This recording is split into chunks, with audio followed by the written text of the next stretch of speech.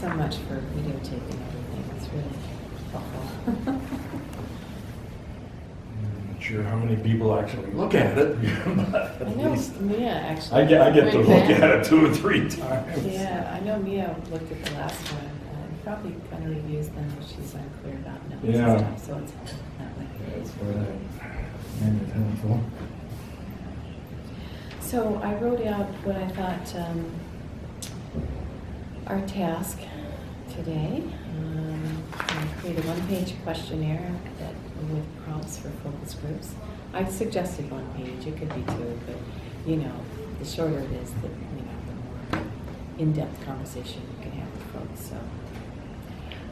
And I would guess each part of this will have lots of discussion, so Exactly, right. So you're we going to just have a few a ton of questions that you'll never get to. Yeah, exactly. Okay. So yeah, I suggested a 1-page questionnaire with prompts for the focus groups. We'll conduct. Hey, there's the man. Hey, how are you? Hey, have a seat. Good. Here's your staff. I wish we had just like a little table here, so we could all be looking at each other. I think this works fine. Okay. I'd like to conduct our focus groups with as many parent groups as possible, suggesting with neighborhood associations, and libraries, and churches. So when we're done with our questionnaire, maybe brainstorm about where we can take these focus group questions. And basically, these questions will be aimed at confirming, disconfirming, or extending the work that we've done, so that we know we're on the right track. So that a smaller group is confirmed by other people or edited as needed. Okay. Then I went to this document, the one that's online that you've been answering the questions to, and I just because it's hard to we could just start suggesting questions, and that's okay. But as a place to start, as a framework, I just pulled out sort of the main areas on this document, and we have this to reference. You can sort of look through it and see what our responses have been, if that can help us shape our questions.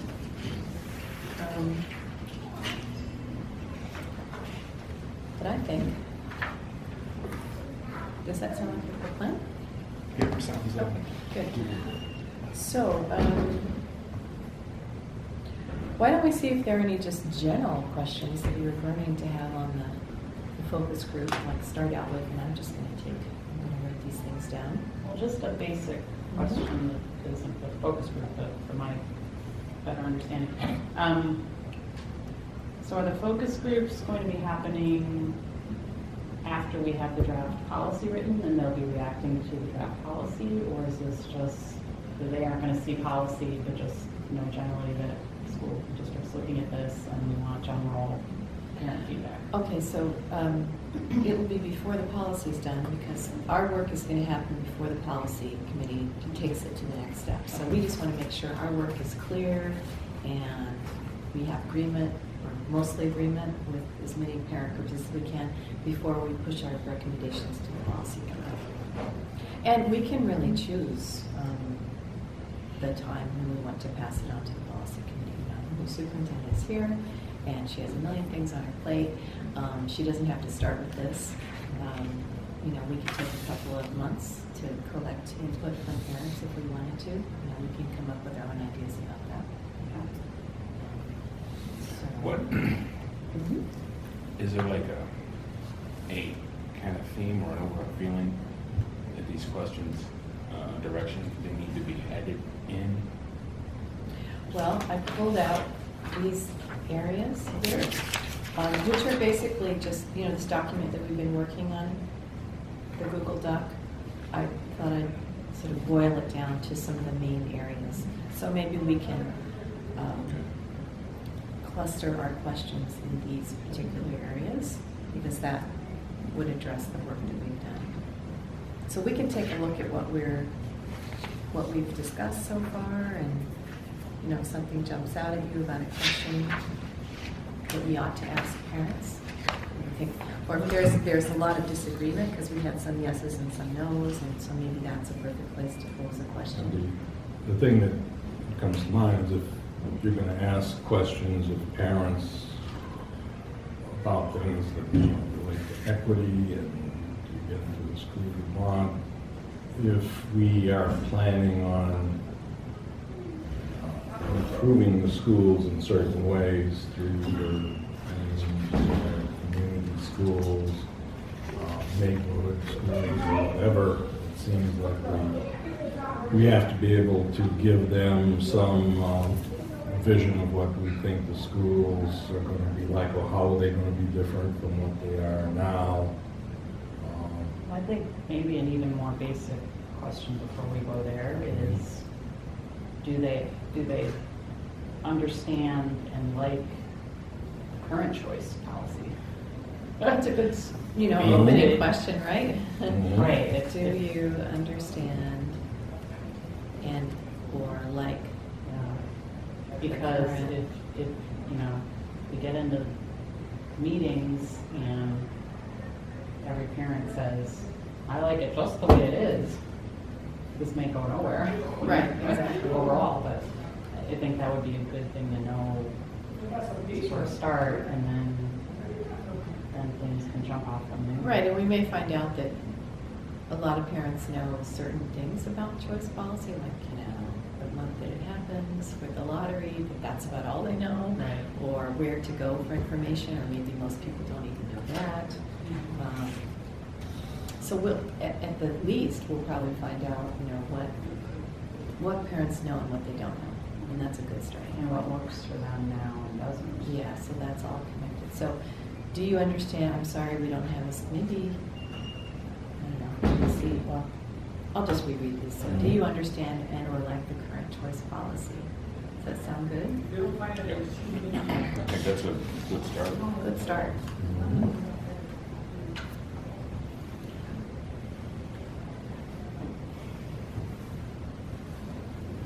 So under enrollment, I mean, if you can look at these, do you feel like the policy is equitable, that it's consistent with placement? Do you feel, I mean, I guess those would be the sorts of question that would be in this first bullet.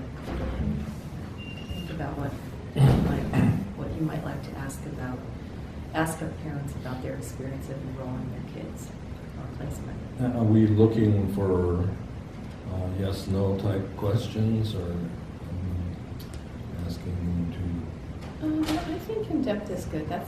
Focus groups are an opportunity to have real conversations Mhm. and to educate parents too if they don't know what the choice policy offers, so they can learn, but also tell us what they want to know more about.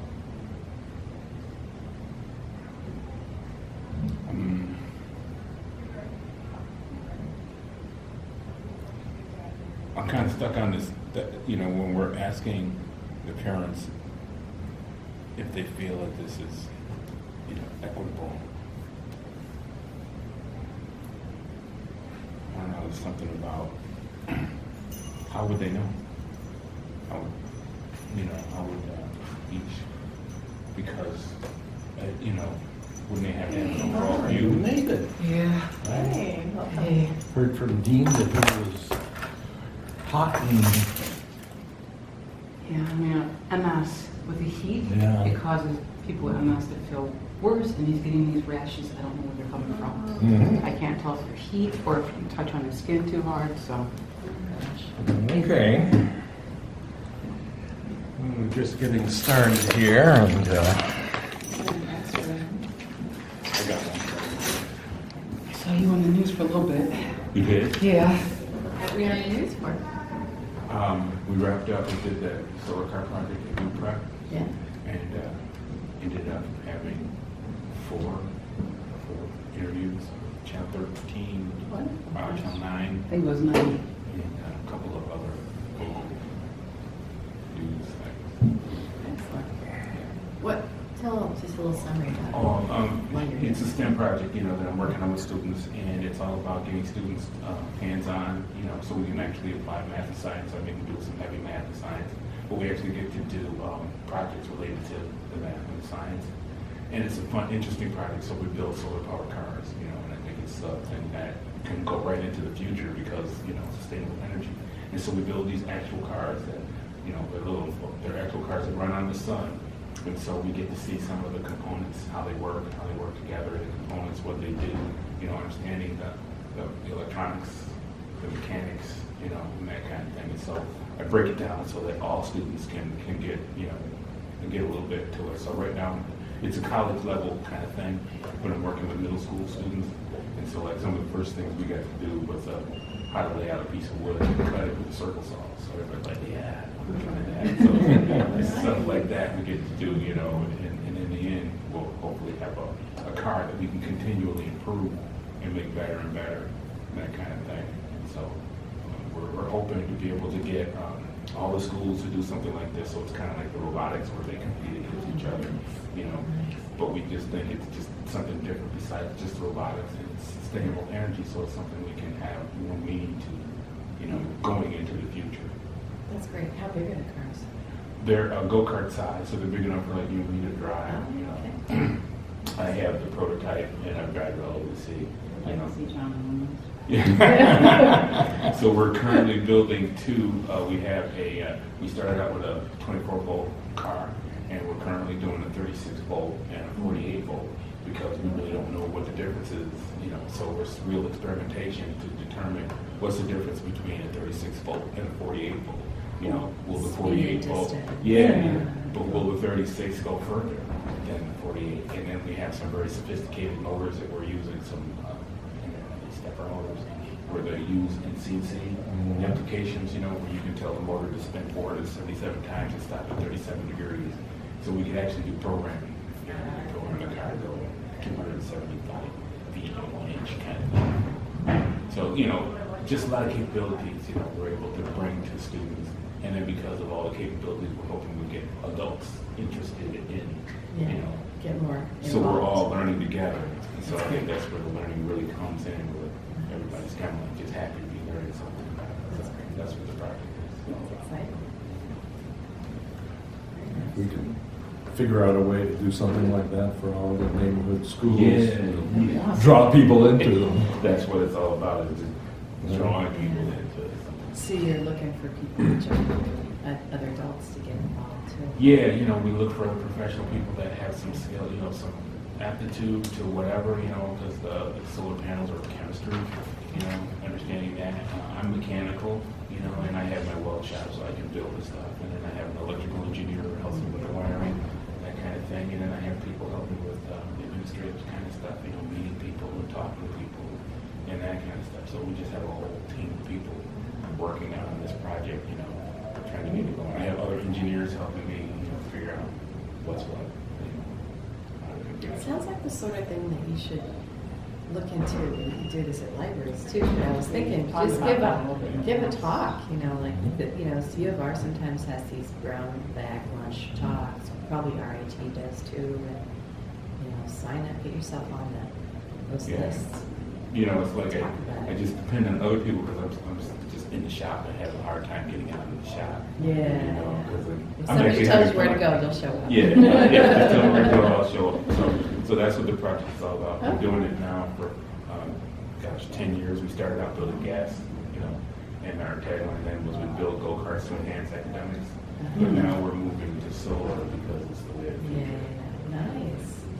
It's pretty cool. Keep our ears open for. Yeah, it was on the radio yesterday. I can't remember who called it. Yeah, and just all of a sudden, hey, hello, that person. Nice. Yeah, since we're on video, be sure to speak up so that they pick it up. Okay. So it gets picked up easily. Okay. So, you, Greg, asked the question if you were getting stuck on the idea of equity, like how would parents know Yeah. if our choice policy is equitable?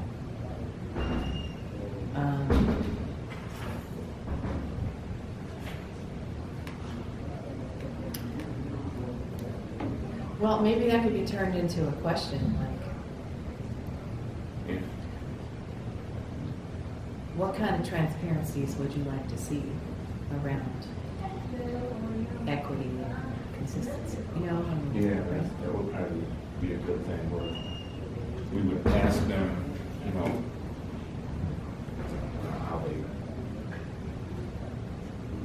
be, what would make it equitable for them, you know? I mean,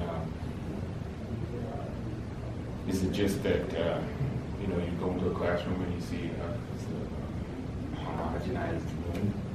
Or is it equitable because I'm in a great school, because my kids are in a great school? Is that all it is? Or is it equitable because, the transportation thing has been working out for me and my kids? Because it seems to me that what we want to know is everybody happy? Right, I mean, the district, individual families, of course, are looking after their own kid, but the district has to make policy for the whole thing. So we have to make sure that we're consistent and that we're making the most percentage of people possible happy. We probably can't make everybody happy. Right. But you want to get the majority happy with the policy. So maybe we would ask something like, what do they think would make the most people? What Pull up close because we're trying to get everybody up on policies there. are better for the masses? okay. What do you think people would really be interested in talking about that, though? I mean, like you just said, I think most people are going to be coming from the selfish viewpoint of how can I make this better for my kids? But will most parents care about the equitableness? That's why I was stuck overall? on that, because Yeah. do parents really, do they care outside their circle? I mean, I'm sure we care about the people we're going to interact with, but after that, who cares? Well, okay, so maybe that's something that the district cares more about and has to, because we're in charge of the whole, Yeah, you the guys full have Monty, to. right? But I would imagine that parents want consistency, right? So we could ask a question about, what their experiences are about being assigned to schools, or how consistent the district is around that kind of thing, like what kind of things. You and I can share. Oh, that's true.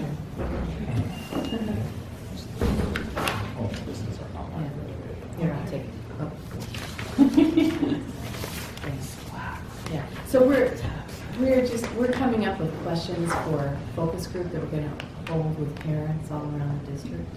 Well, this is another 2 weeks of school starting, so, right? Yeah. Well, I mean, we could do this over a number of weeks. So we've been doing all this work on policy, on our suggestions for the policy. Okay.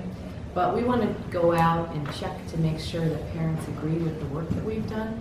So we want to put together a set of questions that we could sit down with parents around. So the first question we got was, do you understand and/or do you like the current choice policy? That's just sort of a basic starter question, right? And now we're working on another question that could be around consistency or assignment. We want to just get a little bit Do they down. have, like, when you go to the Rochester City School District website, do they have all of that where the parents can look and see all of that? That could be a question, like, do you know? Because when my kids went to City School District, before we had these computers and stuff, I would look in the book and I would sit down with them and talk to my children about the policies so that they knew that I better not get a phone call. No offense. I better not get a phone call. But I wasn't as strict as my mother. See, my mother worked overnights. So we knew the phone better not ring between the hours of her sleep time, because she had to go to work at night. So, but your question, like, do you know where to? Find information. Yeah, find information. About That's a school good question, right? choice. And what about having like a representative at the school, maybe a teacher or whatever, but also comes to meetings, knows a little bit about what's going on here and can help everybody at the school that doesn't know, that's not like a representative could say, here's the website, here's this, here's extra information, go to this, go to that. And do they read the calendars? Like, there's a calendar.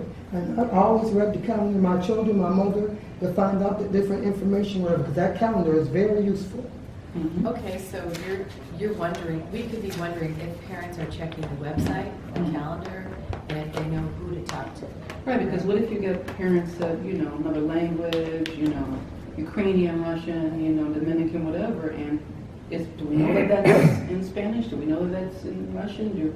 If not, they're gonna look for a person. Could we have a person that could actually explain things to them? And if they come from another country, like my mother was from Jamaica, we had to really get her into, we had to bring potato chips to class. We had to participate in the parties. We had to do the parties and stuff, because my mother felt like the teacher should bring the potato chips and whatever. We shouldn't have to bring nothing from the house when we were low income. So we started the fundraiser thing so that it wouldn't be so much of a strain and misunderstanding. Because I told my mother I wouldn't go to school if I had to go to them parties because my teacher wouldn't let me participate, and she talked to my teacher about it. It wasn't a good way, but she talked to her about it, and I got out of special ed and got into regular ed. Now, our first question here was, Do they you understand understand and and like like the current choice policy. It probably would be good to ask, where does, how far does your child travel to school, so that we have some idea, are they going to the neighborhood school, or are they going across town? And it would be good, I think, to give them the information of, okay, the school budget is roughly $800 million, or whatever it is, and we're spending roughly $60 million on busing. Do you think that's, is that, I think they need to have some picture of what's it costing to go across town. So it's kind of the same issue because, Mhm. parents are only thinking about their own kid probably, but you're suggesting that we give them some understanding about the larger whole district issues Yeah. around the expenses and transportation and equity and all these things. If we can reduce the overall cost of getting the kids to school, that's money that can Go into go classrooms. into classrooms. Right. Hopefully, at least, because really. So maybe that's a question. Would Yeah. you like money, resources to be spent more on transit, Do you, would, how would you say that? would the school equity be improved if, would equity be better if, If the, The funds were some of the redirected. funds we're if spending funds were on redirected? busing could be used in the classroom. So would you support funding that is directed? Redirected to that, More, Yeah. at the programs. Mhm. to Directed Would you support funding that's more redirected to toward classroom? classroom and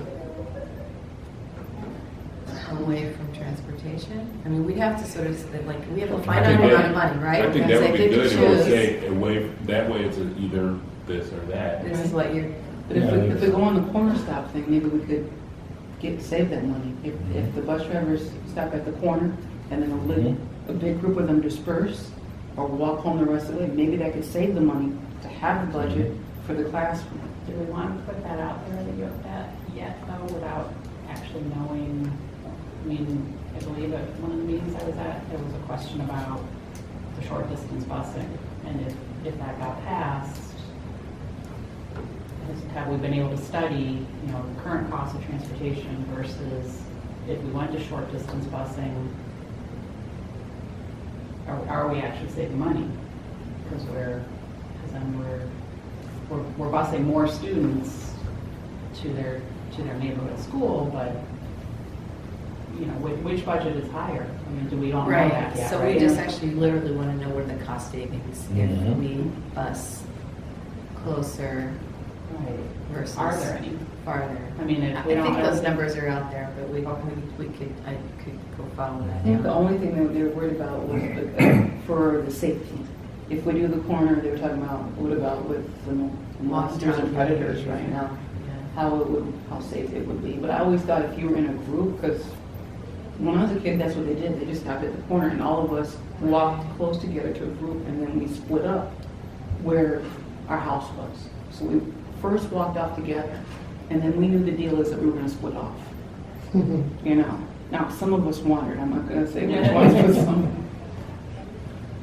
Well, I mean, that brings up an interesting issue, which is, you know, if we were to redirect the money away from transportation and more towards the classroom, that would call on parents to be more organized in a way, right? Because they would have to agree to, you know, clustering their kids with neighbors and, you know, taking turns with adults who might hang out and chaperone a little bit. So it takes, you know, it's a little bit of a partnership. I think we've gotten away from that by having everybody just act individually, right? Sort of in their own individual Mhm. interests. Yeah. So this requires a shift in behavior and a shift in how we think about problem solving, really. There's a, No, I just wanted to know, my niece was talking about how she wanted her summer vacation better.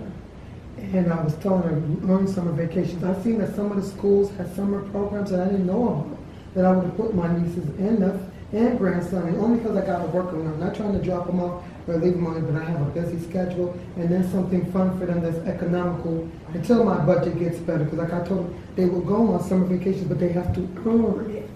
They won't be just going to Darien Lake. We'll start off with Flint Street Center first, Seabreeze. Then we'll do Darien Lake and Hershey Park when you earn it. Yeah.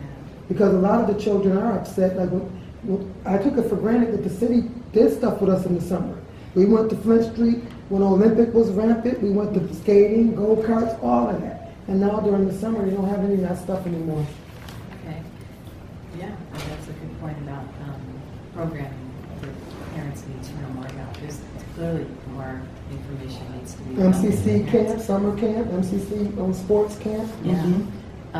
And so to circle back to the question we're trying to craft here, would you support directing resources more toward classroom and away?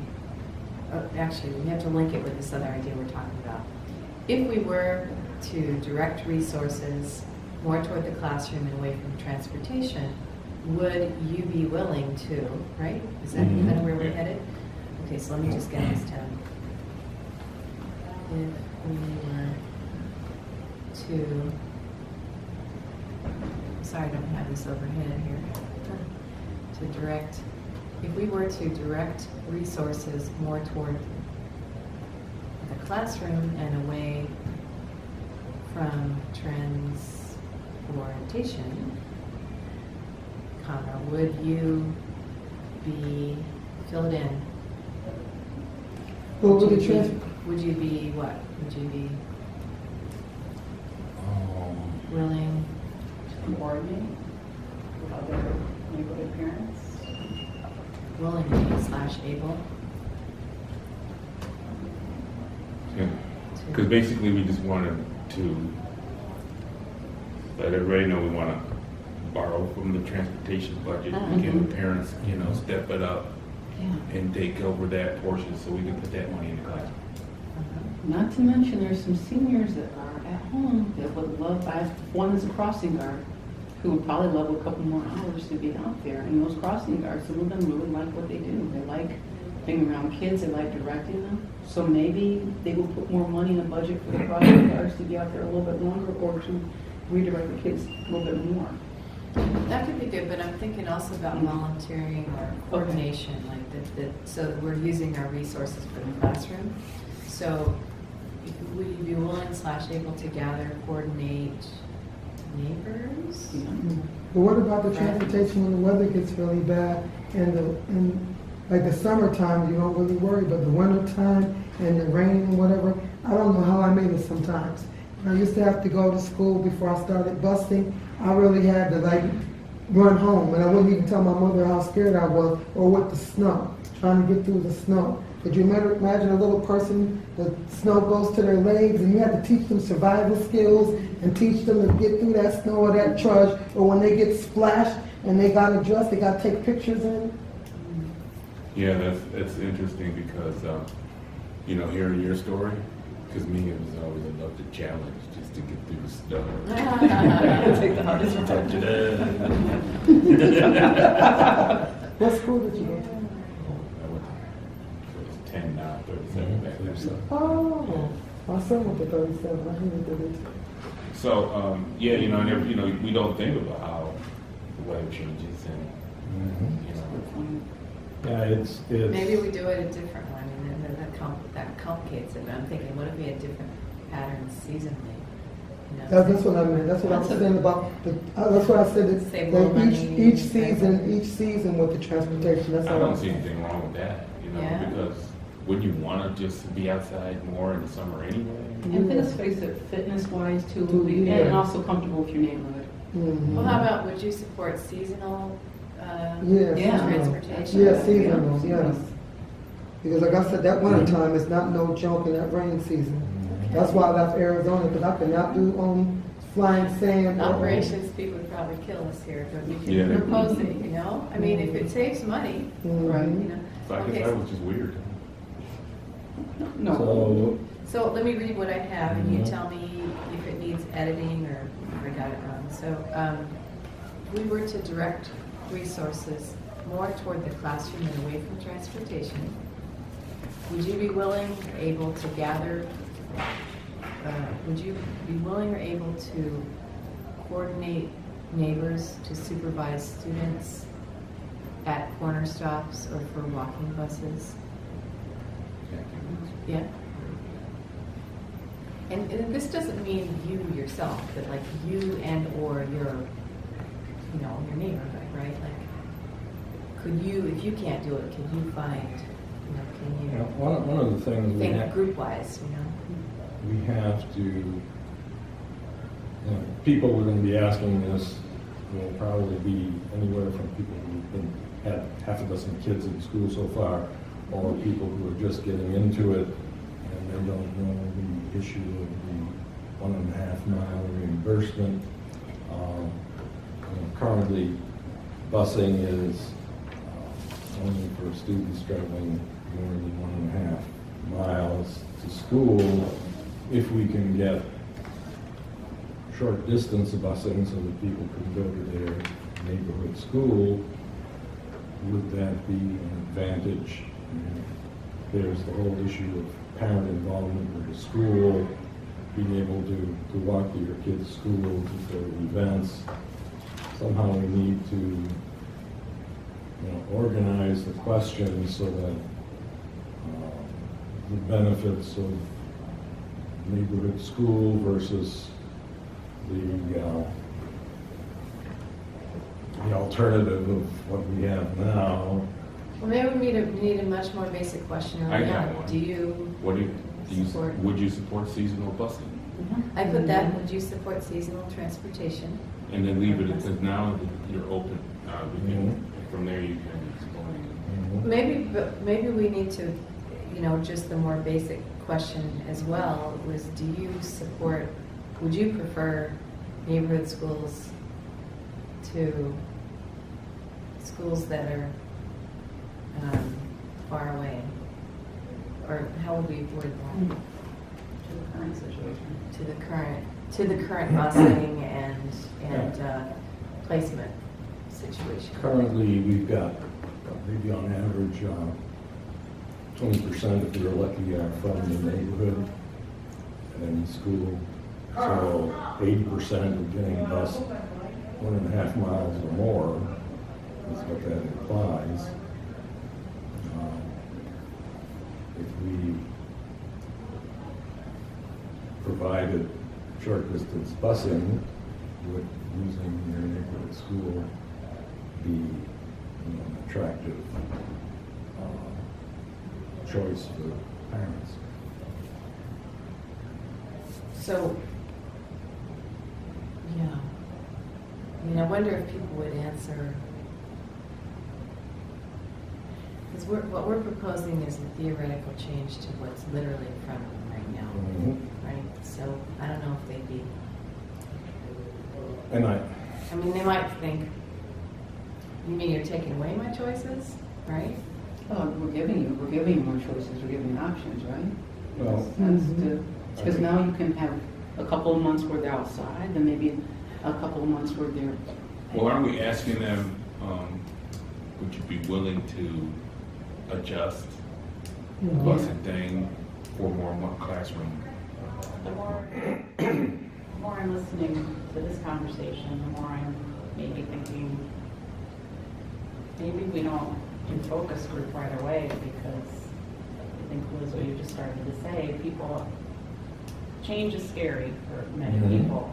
And most of these people probably that will be a focus group won't know what we're thinking about, what the district's thinking about, what neighborhood schools really are, that we're trying to work on short distance busing to make neighborhood schools even more attractive.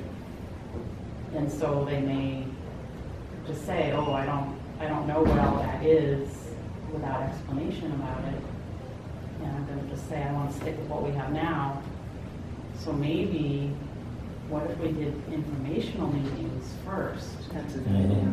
That explain the I like that. basics of what we've been thinking about, and explain neighborhood schools, explain short distance busing, get the information out there to the parents first, and then a little bit later come back to those people, at least who've attended those meetings, and do focus groups, and then get their opinion when they've had a chance to think about it. I mean, even as we explain it, and so you're right, instead, because we probably shouldn't assume that parents really understand the big picture. Right. We should probably assume that they would like to learn a little bit more about the policy and know what we're thinking, what's current and what we're thinking about. And so maybe you're right, informational meeting, and then we could, just in the course of that discussion, we get their opinions, right? Yeah, we should, in those informational meetings, point out that we're looking at a multi-year transformation, so that probably if parents who have kids currently going to a specific school want to keep it the same,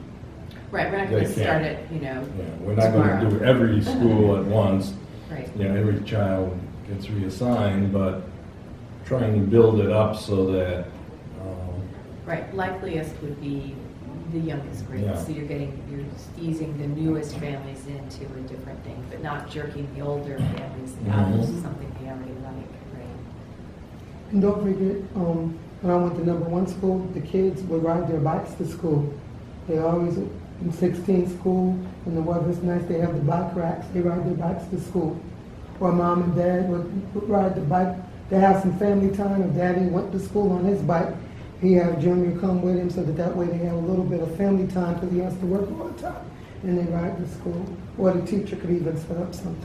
Bike riding So we organization. would, in asking the question, we kind of seeded the suggestions like the walking buses and the bike riding and that kind of stuff. You know, that way, maybe, Make it into activities in a sense. I think you'd be more inclined to understand what the question was trying to do, instead of just, do you want to sacrifice busing? Yeah, it's more specific. Yeah, It's say, it's more what would you feel about bike riding groups? Yeah. Especially if we coordinated it with, there's some organizations that give away free bikes. And, we could do some interesting coordination here, right? But we'd have to find out if if parents want to do this. And then the thing about it, I heard they don't even do field trips anymore. And now the parents do have to do the vacations. They don't really do field trips anymore. It's all about resources and what Yeah. we're spending money on. So if we can free up money from transportation, that could be more They don't possible. do the But we bake need to sales make and sure stuff? that parents understand the choices that are in front of them. They don't do the bake sales like they used to do. Like we did bake sales and all Yeah, of that. it's so complicated now. But here's the thing, if they don't get out, the kids, and they don't get around different things, they don't learn about different things. So they're not gonna really know much about, I go to school in Rochester, I went here, they're not gonna see the museum, they're not gonna see those downtown libraries, they're not gonna see the science museum, they're not gonna be exposed. Or know that Different things. Dr. Charles Lunsford was the first black doctor in Rochester. I see that as the equity. Now, I think what we're talking about is the equity of the school. Yeah. Yeah, how do you explain that how do you get that out in one question? It's pretty complex.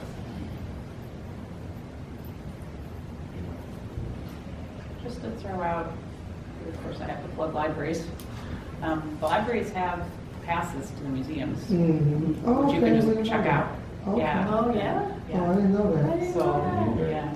So. Thank you for You can that. get like a bunch for some students.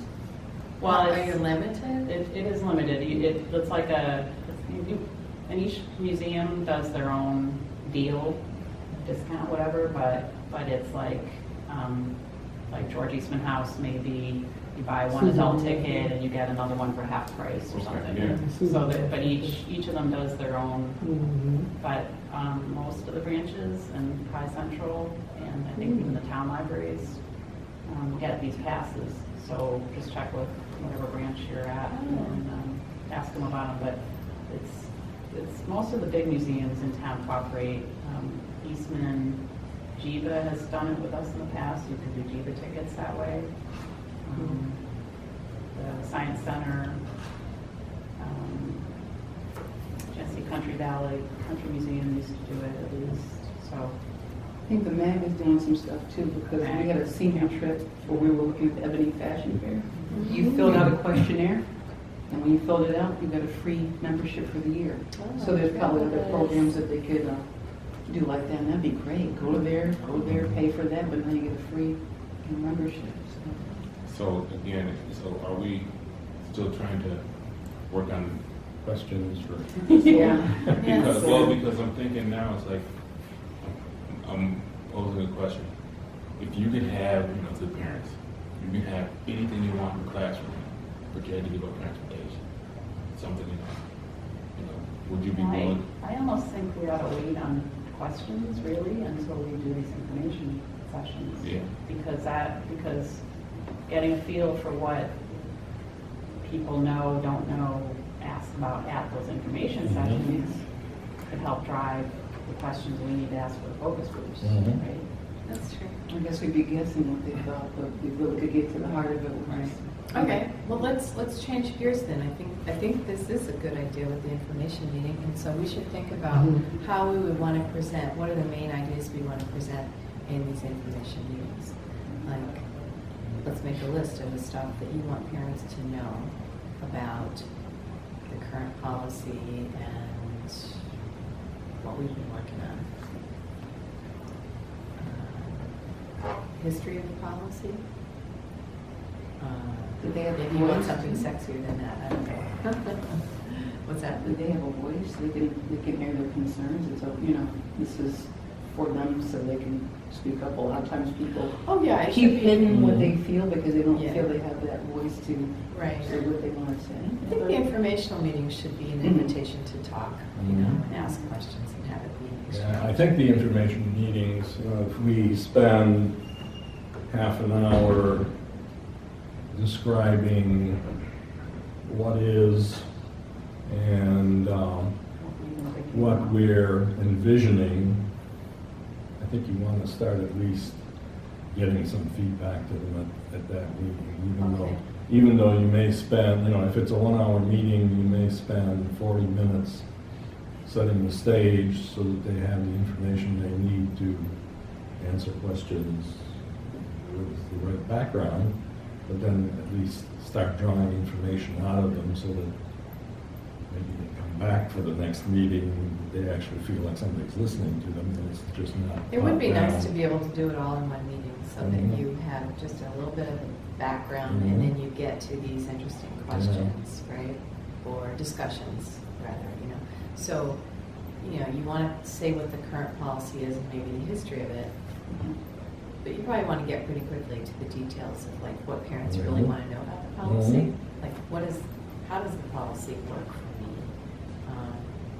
So what are the important things that parents want to know about the policy? Like if you just moved here to Rochester, what do you want to know? Transportation safety rules or whatnot. Is the buses safe enough for the kids to be on? Or the procedure of the bus, because a lot of people don't know. That's a good point. And then I think along with that would be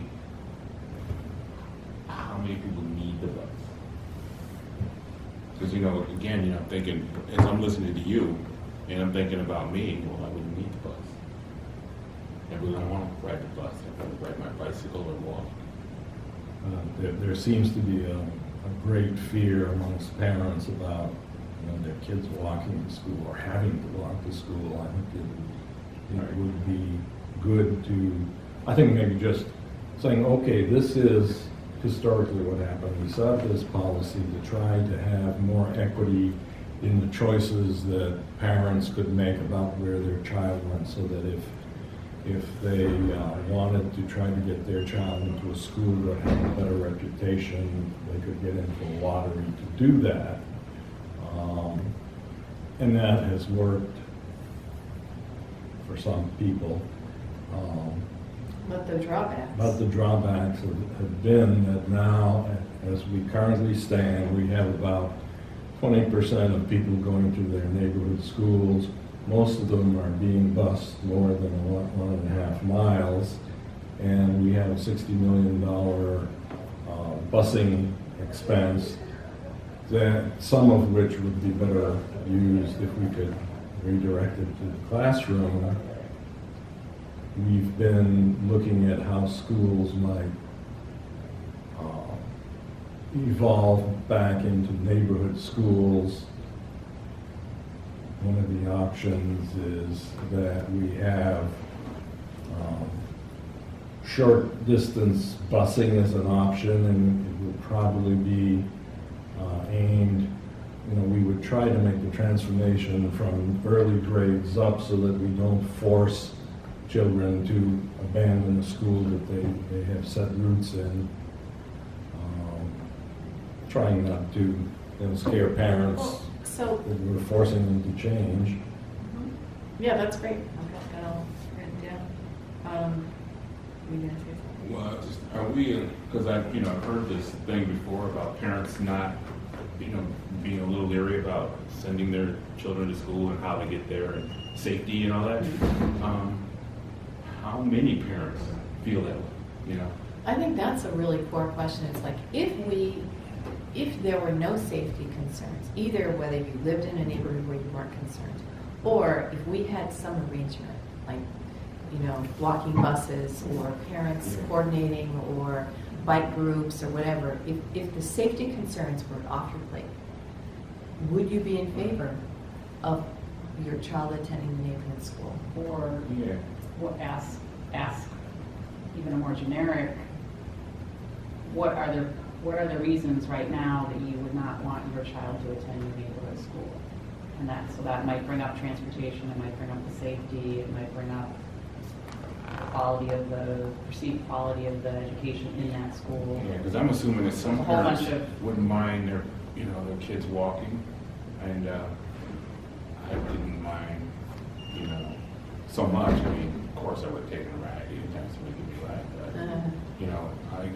I remember, of course, it's long, 60s, 70s, whatever, but the huge snowstorms we would get then, and it's just challenging because I wasn't walking by myself, I'd be with other people, so it was more of a game. Because I know you talked about how you establish relationships by walking back and forth to school, and so that's what we did. It was more of a relationship thing, kind of thing. 37 school was the top school that anybody wanted.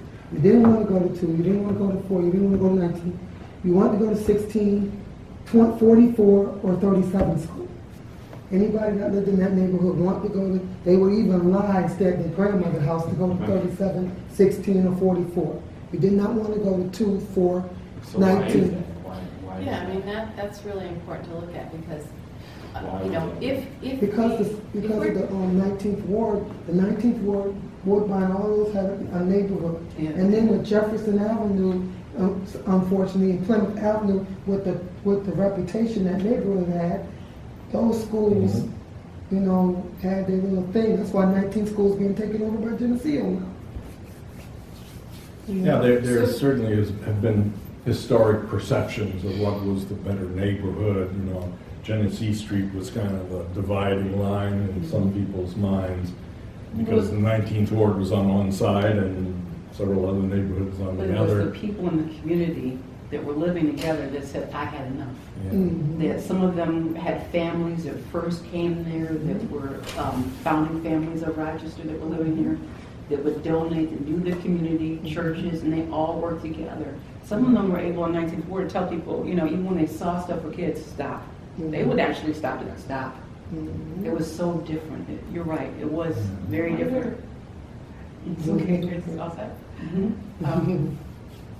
If maybe we could tie in the first part of the meeting, the informational part, sort of the holistic aspect of what neighborhood schools could do for the neighborhood. When we were talking earlier about the parents being involved with monitoring the kids at the bus stop or walking the kids to the bus stop, you know, pointing out how important that could be to bringing a neighborhood together. And people, you know, neighbors getting to know neighbors again if it's currently a neighborhood that isn't that way, and how once the neighbors start knowing and trusting each other more, you know, people might take better care of their properties, and then property values start going up, and then... So the question is, how do we develop trust? Well, but again, showing them, we're talking about the holistic health, the way this could holistically increase the health of the whole neighborhood, and not just the school improving, but the whole neighborhood could be brought up as part of this. It might be brought in also, the flip side of it, you know, when we're talking about the current situation with busing all over the city, that has had a negative impact on the sense of neighborhood, because kids aren't going to their neighborhood school, and in the course of trying to imagine how we can morph to a better neighborhood school environment, we're looking at trying to rebuild neighborhoods by having more involvement.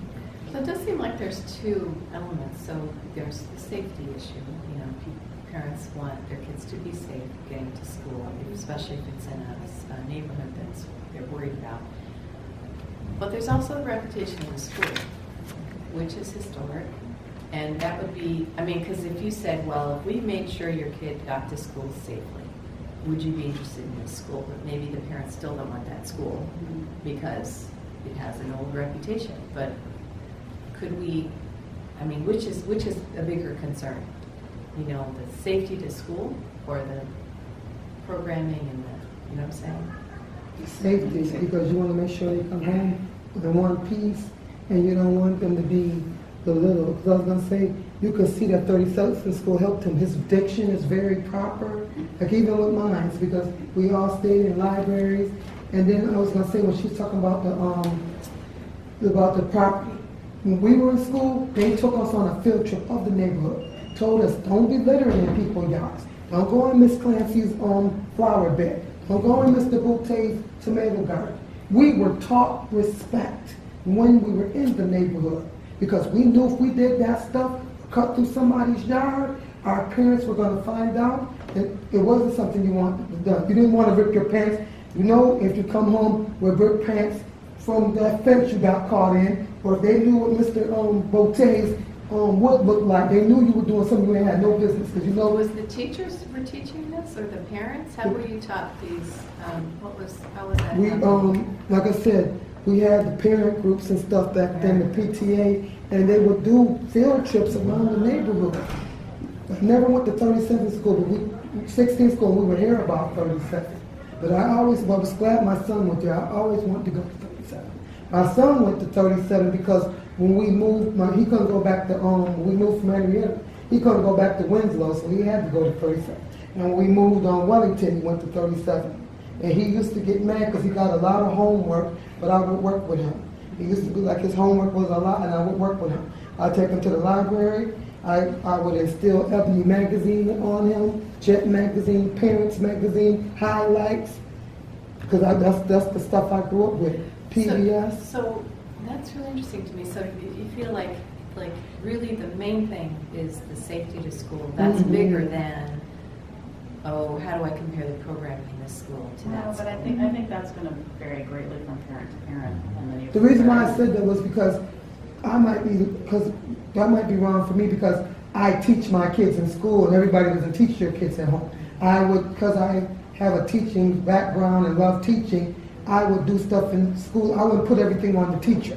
I would be like, you get the supplemental from the teacher and you get the mainstream from me. And I would buy books and do stuff. Every parent doesn't have time or is like that. But I would do that. I turn off the TV like mother did with me and sit down. Because they told us if you don't teach them at home, they can't do everything. They stay with you 24/7, so you're supposed to. So because I always felt that you're supposed to take them to the library, have books, have an encyclopedia. That's what I do. So that's why what she's saying, I might be wrong. Because only 60% of the parents might do what I do.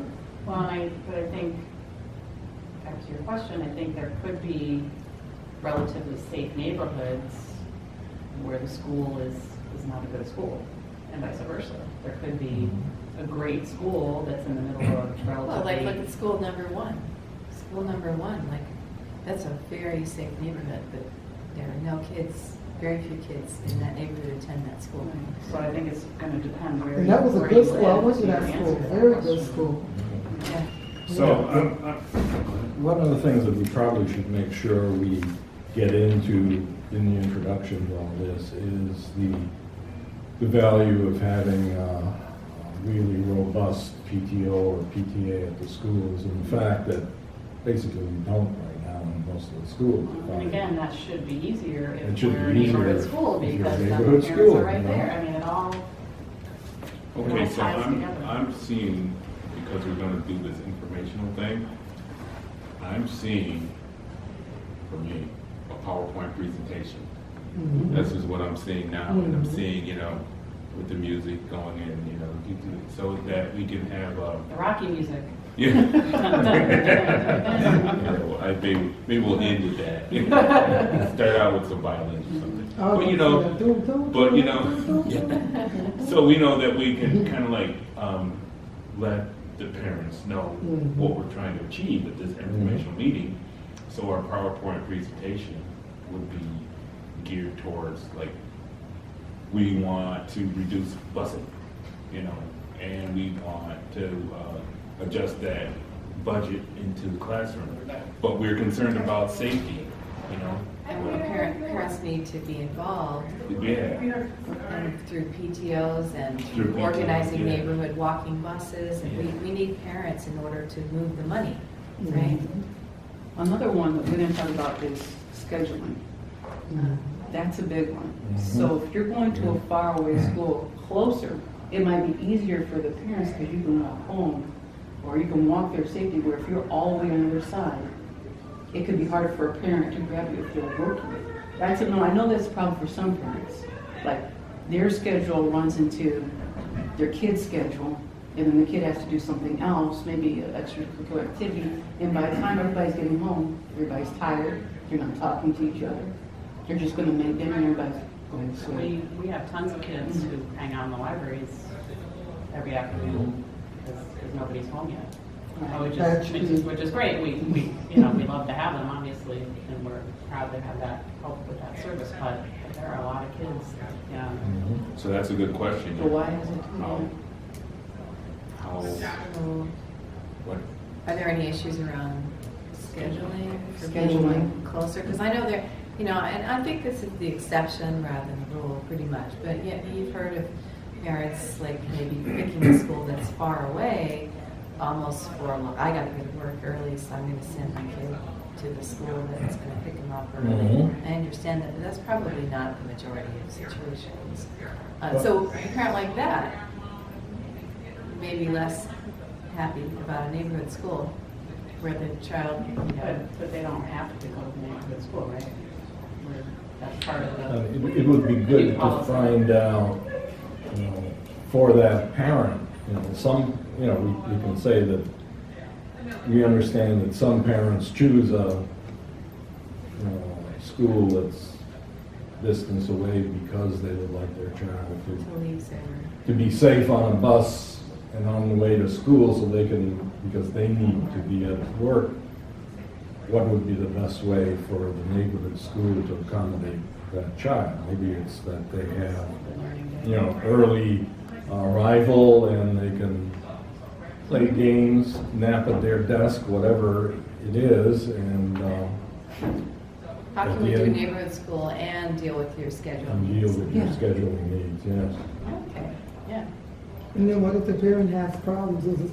It's a lot of mental illness and then lack of education. Some parents don't even know what the policy is, whatever. They barely got through 5th grade their own selves. And they looking for their kid as a way out to get them to where they need to go. 'Cause my mother, when I came home from school, I had to tell her everything I knew or I was in trouble. 'Cause some things she didn't know. That's She why didn't that if you have a person in the building who knows that, they can communicate it and work on that parent one-on-one. Because it's a lot of parents, like Mr. Clark used to say, when you watch things, I mean, you go back, if your parents can't read when they set up that program, have them come in too, and we'll teach them too. Because he was like, how to get the kids to come on a Saturday for the because he said, Miss Santos said, our pay is not the problem. She said the problem was to get them up on Saturdays to come to these programs. Like my daughter, I got her into a reading program. And it was hard because I had to go to work. I had to get everybody to help me. And she ended up not staying in it because nobody would help me. Even if I paid them, they were like, oh no, Michelle, I got this to do. I can't do it. So it does feel like it's more and more about coordinating with the city, you know, and neighborhood groups and how we can strengthen neighborhoods and what we need to do to pull people together. And politicians, talking to the You know, mayor, if you need, politicians. you know, help with literacy with the adults. You know, it's very complicated, but Yeah, it's, the whole issue with Oasis, you know, which we had been talking about. yeah. Because like, you know, for my group, you know, one thing I did, you know, there was the field trip I did, and then we got some Red Wing tickets to give away to the students, you know, that kind of thing, you know. And I'll bet if we were to say, you know, if we had like 2 or 3 informational meetings, and in the first informational meeting we gave away some Red Wing tickets, you know, some museum trips kind of thing. Then by the second meeting, at least those same people would show up again, or maybe some more people would come. Yeah. And we did it like that, you know, there was That's great. some Pepsi and Coke Team there. building, refreshments, Red Wing ticket incentive, and stuff. Especially like for that. people who might have worked all day. Budget for So long. Yeah, Talk about money. Because, you know, those things, people, I appreciate. I think people A piece of want- pizza every now and again, feels like. Yeah, yeah. People might want to sit down a little bit longer if they're not here in their stomach. Yeah. You know. Okay. I have to run my next Yeah, meeting. I think we're out of time here. So, so next steps.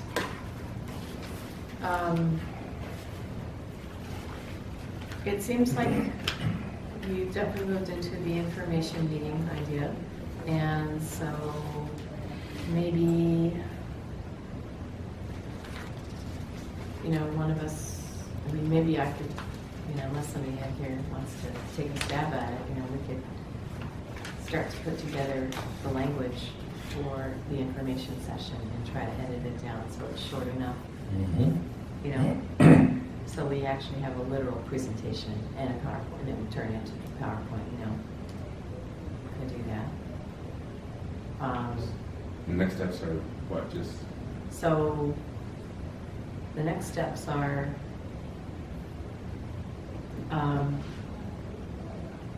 Are we gonna be at the information meeting to see what's going on, or we just present this? oh, I would love for everybody to be there so they can answer questions. Oh.